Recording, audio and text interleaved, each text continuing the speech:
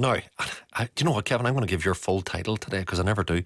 Kevin Curran is here. He's the Professor of Cybersecurity, School of Computing Engineering and Intelligent Systems in the Faculty of Computing Engineering and the Built Environment, the Ulster University, McGee College, Derry. Hope you get paid for the job title, do you? That's a good one. Kevin, good to see you. And Kevin, we're getting great feedback just in terms of the way you're making complicated digital stuff that most of us don't really understand in terms of our daily lives, and we appreciate the time and effort you go to. Right, in terms of blocking scam texts, I'm childlike in this one, Kevin, because if they get through, I just go, they get through. If they look like a scam, I'll go block, and that's all I do. Now, what have you spotted here? Yeah, Ofcom, again, which regulate a lot of the media communications in the UK, have plans again that they want to tackle personal and business spam, because they're quite different, and these are text messages again. But there was about 100 million scam messages sent out last year, and of course for people we can get messages again which involve pretending to be a family member who's stuck up, and whatever, and needs a transfer, and people do fall for that. Actually, they do transfer money. I've got a few lately. Hey buddy, it's been a while. How are you? And I think they're just waiting for you to go, who's this? And then they go, I got him. The problem is because or maybe that was a buddy. The problem's going to come worse also on the platforms because of AI, that these programs which can conduct simultaneous conversations with tens of thousands of people at the same time. So it will become actually more of a problem until we have, obviously a lot of this blocking has to be done at the operator level. Well, you imagine there's somebody there with fly spray or a fly swatter or the digital equivalent of that going, block them, it's block them, it's block them. But these things are silos in countries far, far away, or maybe around the corner, Kevin. How can they do more, apart from employ more people and cost themselves more money? Yeah, well, there's always a cost to it again, but it's simple things again. Like, for instance, when you buy a SIM card, one of the proposals here is to limit the amount of text any SIM card can send.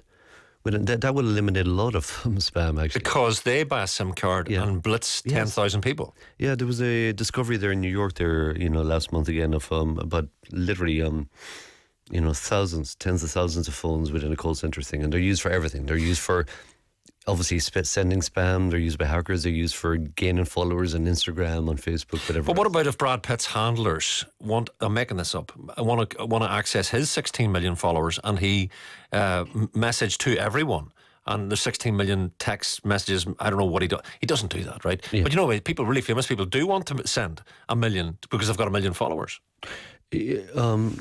Absolutely, but there are techniques we can see, and AI is being increasingly used within the telecoms operators again to be able to scan the messages and see, look at, is this got all the attributes of what a scam message is? Send me money, do this, do that, urgency as well, and they are blocking quite a lot. And gotcha. So again, it's always a cat and mouse game in cybersecurity. So the operators are doing quite a lot, and also the phone manufacturers like Google and Apple again. So Apple also allow you to not receive any phone call from someone who's not in your contacts, that they have to perform, that it automatically in the background forces them to say why they're calling you or who they are or how they know you. But I can give you a number that I know of that person, and you can phone them.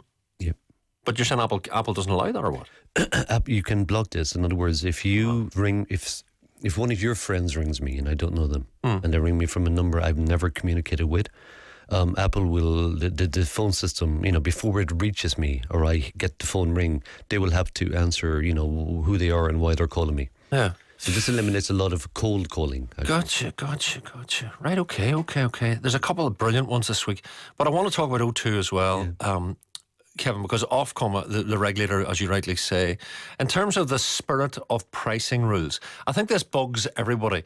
And for once last year, I went to my phone provider, who is different, and the guy was so honest, right? Because I said, okay, I'm paying guts of 30 quid for access all areas, or whatever you call it. What do you call it? All inclusive and all that kind of... All data, really. All data, yeah.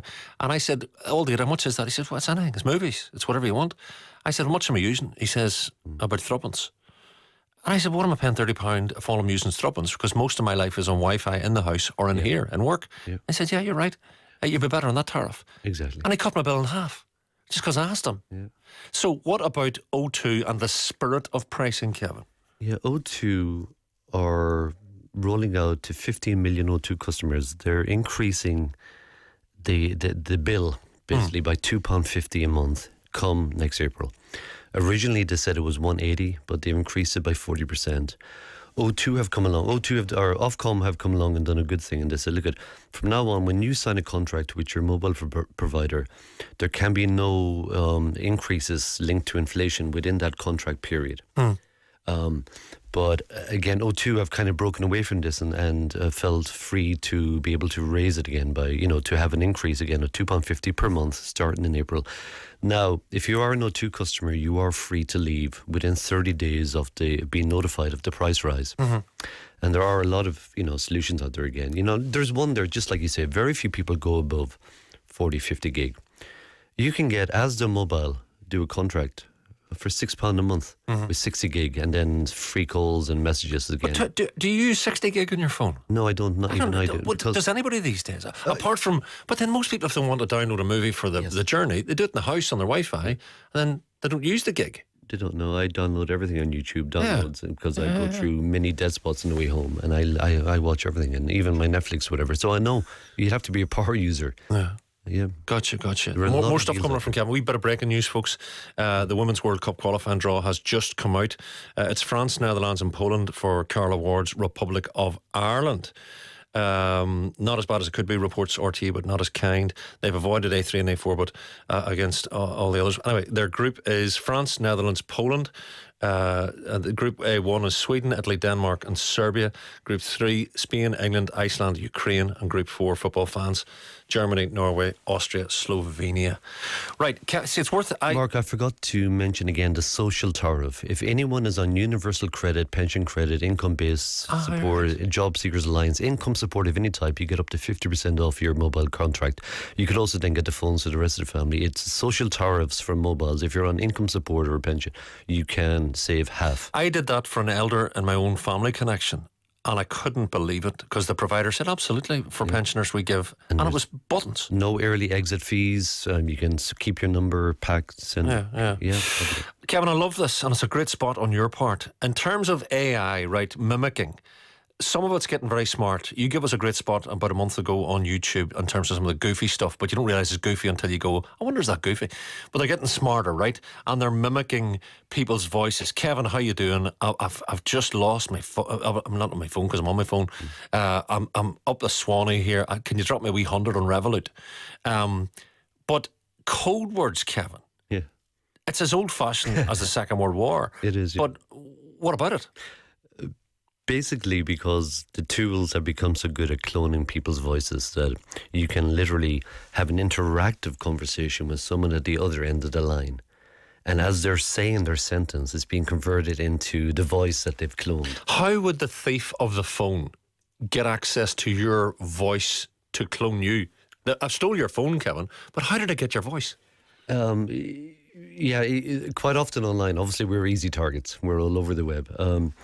There was a case there just last year where someone in finance was phoned up by what she believed was the boss, and his voice was cloned, and ultimately 400,000 quid was siphoned out.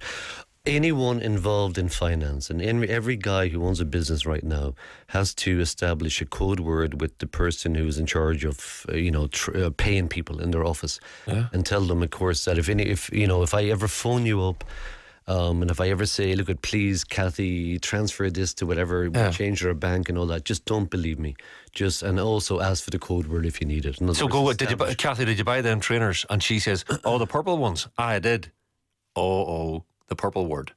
Use that kind of thing. Exactly. Exactly. Have that. Again, it's anecdotally, I worked with I have a friend who works in a law firm in Limavady last year, and of course that they had a business email compromise. In other words, the email system was compromised, but the hackers were just waiting.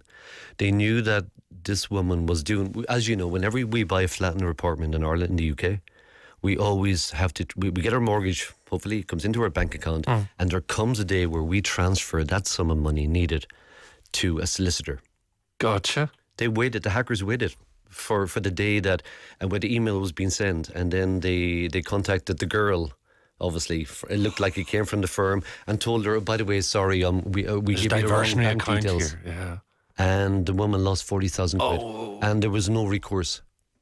So code words. Code words, yeah. And I suppose that could work for life. You know, if there's ever anything that you phone me up about, or you're under duress, or even in bad company or whatever, you know, just use the code word. You know, at the end of the story, it was a lovely one. A guy in the United States says he established the code word with his young sons when they were younger, and that, in other words, they were never to go with a stranger unless the stranger knew the code word.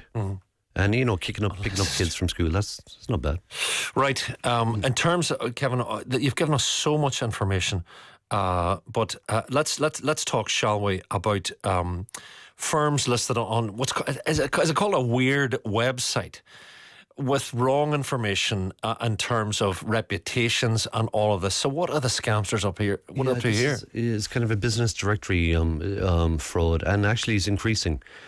BBC reported this, I think. It did. Yeah, I worked with them about a month ago, but it's only been published 2 days ago. Basically, what you have is these firms, again, are scraping websites.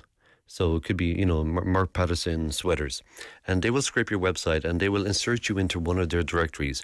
But the fact is that directory will appear higher when someone types in Mark Patterson sweaters.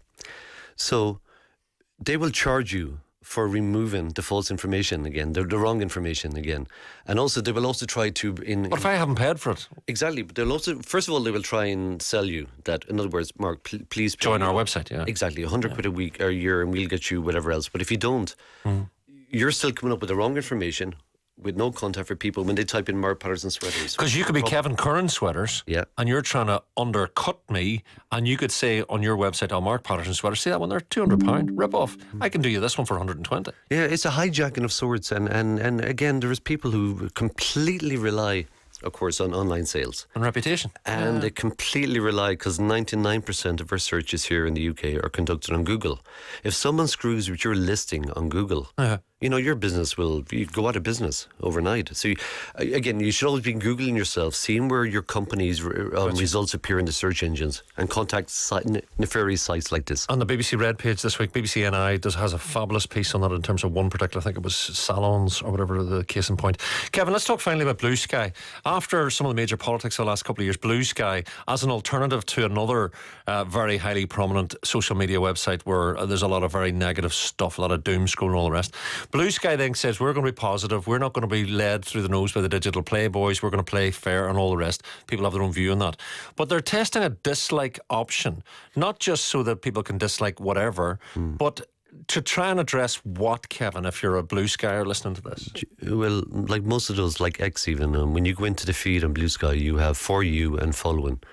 Discover and following. So again, if you it's like same X. If you click the tab following, all you see is the post from people you follow.